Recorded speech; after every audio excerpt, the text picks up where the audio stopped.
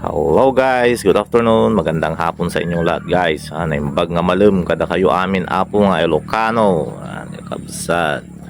So ayan guys, for today's video is magko-komento tayo konti sa viral na balita kagabi guys. Napanood ko sa balita sa TV. So pahapyaw lang yung napanood ko pero viral na viral daw siya patungkol sa teacher na namalo ng estudyante, ng kanyang mga estudyante. Pina-squatras niya yata sa kanya, pinapalo sa mga kanila yan, kamay, daliri. So ano sa palagay nyo guys, tama ba o mali? Yan. Bibigay tayo ng yan ang pag-uusapan natin ngayon guys. Bibigay lang tayo ng konting komento at saka syempre yung mga experience na rin dati natin nung tayo ay nag-aaral pa. So ngayon syempre ang tanong kung mali, tama ba o mali. Syempre may batas naman tayo at hindi naman lingid sa inyo guys na may batas talaga tayo na patungkol dyan guys, na bawal talagang manakit, no, sa mga estudyante. May batas po talaga tayo dyan. Hindi man natin kabisado kung ano yung nakapaloob dun sa batas na yon, pero siyempre talagang bawal ang manakit. Hindi kasi tulad dati guys na usong-uso kasi yan dati. Yung mga panahon namin, mga elementary days ko pa lang, yan, talagang wala pa yung batas na yan. Ginagawa talaga yan guys. So ngayon, para sa akin guys, sa aking opinion is siguro depende naman sa kanyon, pananakit yon, at depende rin naman kung paalo lang o anong klaseng pananakit. So hindi naman siguro mamamalo yung teacher guys na walang dahilan.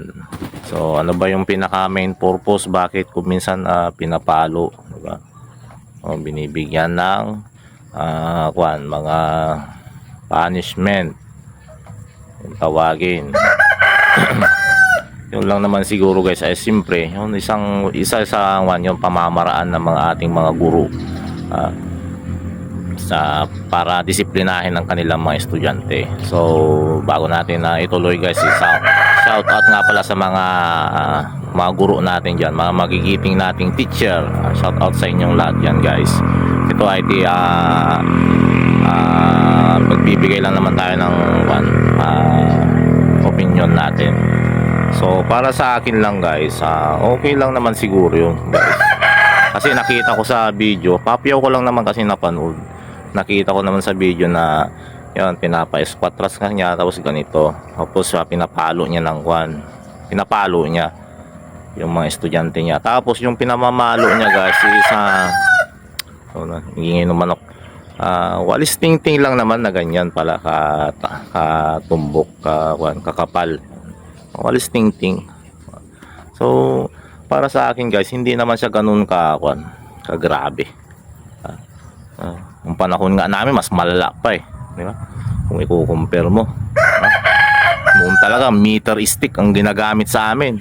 Maalala ko nga nung elementary ako guys, meter stick talaga, hindi kaya yung pinagdadala kami nung pamalo talaga yung meter stick din na kawayan, gawa sa kawayan. Mas matigas yun guys. Pagka makulit ka, may mga kasalanan ka, pasaway ka, nahuli kang naglalaro pa habang may klase, lista ka ng mga mas ahead sa'yo. Grade 5 ka, grade 6 yung maglilista sa'yo. Kaya magsusumbong sa'yo mga classmate mo. Yari ka ngayon sa mga principal o sa teacher mo. Daiban yung abutin mo, diba? Kung maalala nyo yung mga daiban, yung lagayan ng tawag nito, walis tambo, walis boyboy, at saka yung mga bunot, diba? Mga haba yun, yung style na parang ataul na nagawa sa kahoy. Padadapain ka ng teacher doon o saka ka papaluin sa puwet. Yan, papaluin ka sa kamay. Dahil may nagawa kang kasalanan. Or minsan kasi hindi naman natin maiwasan guys, may mga estudyante talaga or may mga bata talaga hindi naman lingid sa atin na talagang sadyang makukulit, mga pasaway, mga bully, di ba? Kasi ako naranasan ko na yan guys eh.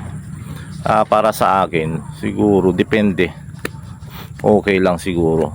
Ito eh para sa anak din naman natin, para sa mga estudyante rin naman natin yan, para madisiplina. Wag lang naman siguro yung sa papaluin sa mukha na, siguro sa ulo, sa mga katawan, yung foul naman na siguro yun.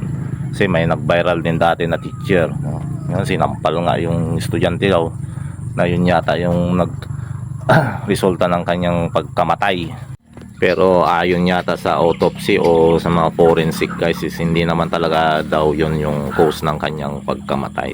Kumbaga may yata, ibang sakit yung bata. So balikan natin doon sa guys, sa pamamalo ng mga teacher natin. Ay, nangyayari naman talaga yan guys. Kaya para sa akin, depende talaga, kumporme, ika nga.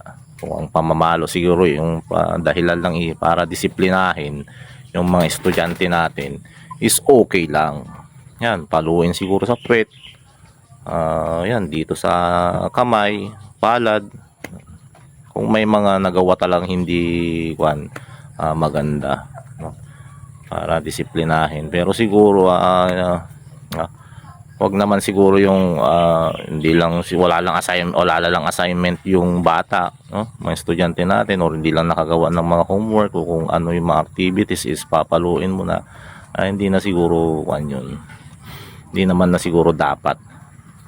Siguro kung minsan pwede naman siguro, ako sa akin lang kung anak ko siguro yun guys, kung para disiplinahin lang, para yung sa mga attitude nila, mga tawag nila, mga behavior nila, para lang mabago. Kasi sadya talagang guys, kung minsan kasi ang hirap din yung siguro ang maging teacher no. Alain mo yung ilang estudyante yung nila, hawak nila. I-compare mo na lang yan guys sa sa anak sa kunwari sa pamilya. Yung nanay may 5 anak, kamo na lang. Pag yung 5 anak mo puro pasaway, puro makukulit, ang sakit sa ulo yun, di ba? Ang hirap disiplinahin, di ba? So ano pa kaya yung mga teacher natin na araw-araw na di ba, nagtuturo, tapos ang tinuturuan minsan 50 mahigit, hindi lang. So saludo ako sa mga teacher natin guys, na yun nga, handang disiplinahin yung mga anak natin at sa katuruan. Yun nga, sila nga yung sinasabing pangalawang magulang ng mga bata, mga teacher natin. Kaya tayong mga magulang guys, siguro disiplinahin din natin yung mga anak natin, bago kasi dapat na magpunta yan sa eskwelahan. Tayo muna yung maunang disiplina sa mga anak natin, kasi hindi ko naman nilalahat. So may mga estudyante talaga na matitigas ang ulo, mga bastos, pasaway, talagang bully. Hindi natin talaga may iwasan yan. Ito ang masasabi ko sa inyo, kahit nung kayo siguro, nung mga panahon na nag-aaral pa kayo, sabihin nyo sa akin kung lahat ba ng mga kaklase nyo is matitino, diba? Ako talaga galing sa elementary, marami talagang bully. High school mas malala, di ba? High school life, mas malala diyan. Shout out nga pala sa mga kabatch ko, yan, alam nila yan. Diba? May mga kabatch akong sa loob ng school, nagiinom, nagyoyosi. Yung gin hahalo lang sa palamig, kasi may mga nagtitinda ng palamig sa loob ng eskwelahan. Hindi na alam, mahalata mo lang, namumula na yung classmate mo, yung pala may dalang gin pala, diba? Yun yung mga hindi dapat tinotolerate, na kailangang disiplinahin. Hindi naman sa disiplinahin laging paluin, pero sabi ko nga, may mga bata talaga kasi na kung minsan hindi mo madidisiplina lang sa kanya, puro salita, no? Hindi mo talaga bigyan din ng punishment, hindi ka physical na hindi matututo, no? Hindi naman siguro tayo papaluin, no? Hindi naman siguro papaluin ng mga teacher yung mga estudyante na yan na walang dahilan, no? Pinapalo yan para madisiplina, matuto, no? Hindi naman niya pinalo yan para papaluin kita para maging bastos ka. Papaluin kita para maging matibay ka. Papaluin kita para yumabang ka palalo. Papaluin kita para mambuli ka palalo. Hindi naman siguro ganon, di ba, guys? Kaya para sa akin, tama lang. Mga ganong kwan lang naman, palo lang naman eh. Hindi naman gaanong kwan yun, kagrabe, hindi naman gaanong risky yun. Yung paluin ka lang naman sa daliri. O so, walis ting-ting pa rin ko na nipis-nipis lang, ganyan lang kanipis. Unless na lang siguro kung dus na yung gamit, no? Foul naman na siguro yun. Pero siyempre hindi ko naman tinotolerate yung ginawa nung isang nung teacher natin. Pero para sa akin, okay lang yun, para madisiplina mga bata. Ako nga guys, nung mai-share ko lang sa inyo nung elementary ako, pagka pinapalo ako ng mga teacher ko, kasi hindi mo rin maiwasan din, pasaway din tayo eh, diba? Pinapalo tayo. Hindi ako nagsusumbong sa lola ko. Sa lola kasi ako nung nakatira guys, lola's boy ako. Alam niyo yung lola ko, kasi nagtitinda ng gulay yan, pupunta sa eskwelahan namin, magtitinda ng gulay. Siyempre kakausapin yung mga teacher ko, sasabihin pa niya sa akin, kunwari nagsumbong yung mga teacher, yan, apo mo pasaway, napalo namin, sabihin pa niya, bautin nyo, nasulpang, sige bautin nyo. Yung lola ko pa ang mismong nag-utos sa teacher na paluin daw ako. Daiban talaga doon, higa ka doon sa daiban, paluin ka sa puwet. Alala ko nga guys, yung mga kasama, minsan may ibang classmate ko naglalagay pa nga ng karton eh, di ba? Karton sa puwet. Alang mahahalata ng teacher yung pag pinalo niya kasi malutong. Doon mo talaga makikita ng minsan mga estudyante talaga is talagang makulit pasaway. So alam ko namang napagdaanan nyo rin niya guys. Kaya minsan wag nyo ito-tolerate yung mga bata, yung mga estudyante, yung mga anak nyo, kung nadidisiplina, no? Minsan kasi yung ibang kwan natin yung magulang na masyado silang overprotective sa mga estudyante nila or mga anak nila, na ayaw nilang masaktan, may mga ganun eh. Mapahiya lang yung estudyante, mapagalitan lang, mapahiyaan na, bawal na daw yun, minsan ang hirap din yung batas na kun eh. Parang para sa akin ang pangit din yung batas na yun. Nga lang di mo rin kasi maiwasan, may mga teacher talaga tayong abusado rin, sobra-sobra kung manakit. Pero sa akin, kung yung palo-palo, mga simpleng palo lang naman, okay lang yan guys, no? Para madisiplina talaga yung mga bata, no? Balik tayo sa magulang, puna sila ng puna sa mga teacher na ganun, mga nananakit. Kumantalang mas malala pa nga sila pag yung mga anak nila nasa bahay, minumura nila, pinapalo, hinahabol ng hanger o pamalo yan, di ba? Pag di mautusan, di ba? Samantalang pag nasa school, mapalo lang or mapahiya lang sa school, nagrereklamo na yung magulang. Samantalang minsan makikita mo dyan, mga anak nila pag nasa bahay, di nila mautusan. Minumura yan. Minumura, pinipiktosan pa, kinukurot, pinapalo. Saan ka pa? Diba? So, huwag natin itolerate. Pag alam naman natin yung anak natin is medyo talaga, pasaway talaga, bully, kaya lang natin madisiplina. Saka siguro bago mapunta yung pagdidisiplina sa eskwelahan, sa inyo muna, lalo pag ang anak nyo is lalaki. Para mayhan sa mga lalaki talaga bully, mag-uumpisang disiplinahin yan. Dapat tatay ang unang dumisiplina dyan.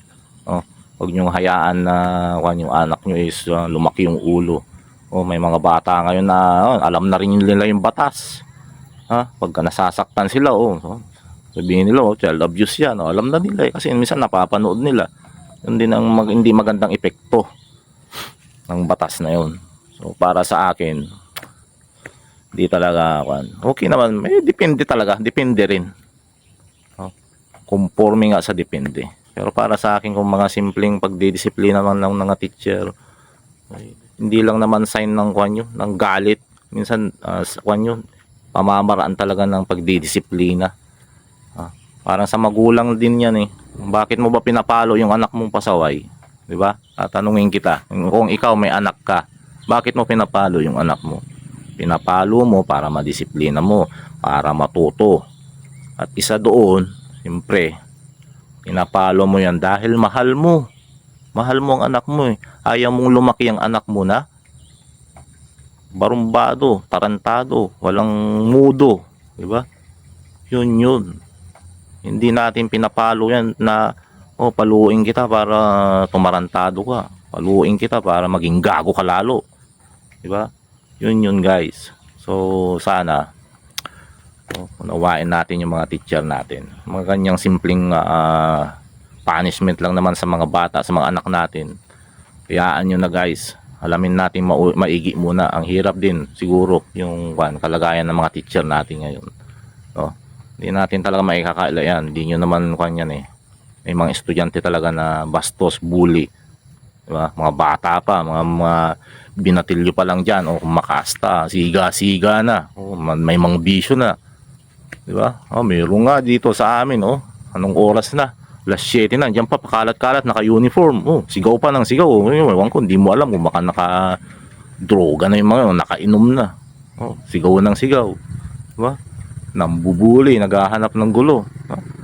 Maganon na klase ng estudyante, pag di mo na disiplina yon, kalalakhan nila yon. Hindi lahat ng bata is nagbabago guys. Pagtanda, may mga bata na kusang nagbabago yan habang tumatanda. Nagkukusang nagbabago, nadidisiplina. May mga bata na pag hindi mo na-correct yung attitude niya or yung tawag nito, behavior niya, kalalakhan niya yun, dadalhan niya yun hanggang pagtanda niya. So mahalin natin yung mga anak natin guys. Ganun din sa mga teacher. Saludo ako sa inyo mga teacher guys na magaling dumisiplina sa mga estudyante nyo. Kaya tayong mga magulang guys, mga simpleng punishment lang naman o pagdidisiplina ng mga teacher sa mga estudyante, sa mga anak natin, unawain natin. Huwag yung bira tayo ng bira, no? So hanggang doon lang muna guys. Bye bye at madilim na, paggabi na. Thank you for watching.